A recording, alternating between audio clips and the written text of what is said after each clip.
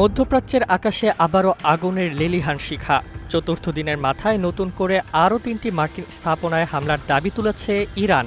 Saudi আরবের রাজধানী রিয়াদে মার্কিন দূতাবাসে ড্রোন আঘাতের পর কুয়েত ও আরব আমিরাতেও বিস্ফোরণের খবর মিলেছে।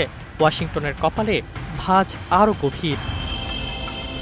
ইরানের বিপ্লবী গার্ড কোর বা ইসলামিক রেভলিউশনারি গার্ড ক্রপস দাবি করেছে, যুদ্ধ শুরুর পর থেকে মধ্যপ্রাচ্যে অন্তত ২৭টি মার্কিন ঘাঁটি তাদের লক্ষ্যবস্তু হয়েছে। কুয়েতে মার্কিন আরিফজান ঘাঁটিতে প্রাণহানির খবর নিশ্চিত করেছে মার্কিন সেন্ট্রাল কমান্ড।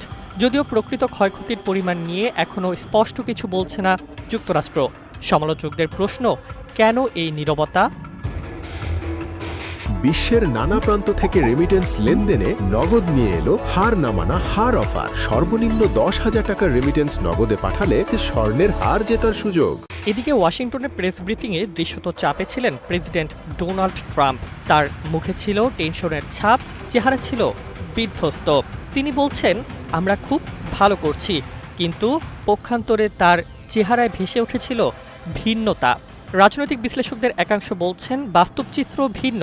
বিরোধী ডেমোক্রেটিক পার্টি অভিযোগ তুলেছে, ইসরায়েলের হুমকিকে যুক্তরাষ্ট্রের হুমকি হিসেবে দেখিয়ে অপ্রয়োজনীয়ভাবে দেশকে যুদ্ধে জড়ানো হয়েছে।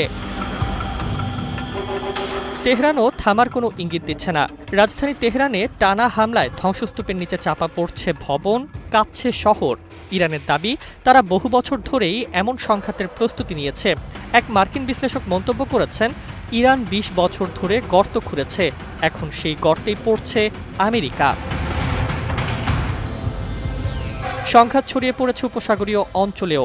ফুজাইরাহ এর তেল শিল্পাঞ্চলে ড্রোনের ধ্বংসাবশেষ পড়ে আগুন লাগার ঘটনা নতুন উদ্বেগ তৈরি করেছে।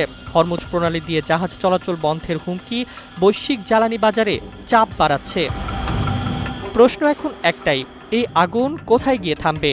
ট্রাম্প বলছেন, প্রয়োজনে আরও কয়েক সপ্তাহ অভিযান চলবে, কিন্তু বাস্তবতা হলো প্রতিটি বিস্ফোরণের সঙ্গে সঙ্গে রাজনৈতিক চাপও বাড়ছে ওয়াশিংটনের উপর। যুদ্ধক্ষেত্রে শুধু মিসাইল নয়, কূটনৈতিক দাবা খেলাও চলছে সমান তালে। আর সেই খেলায় কে শেষ হাসি হাসবে তা সময়ই বলে দেবে।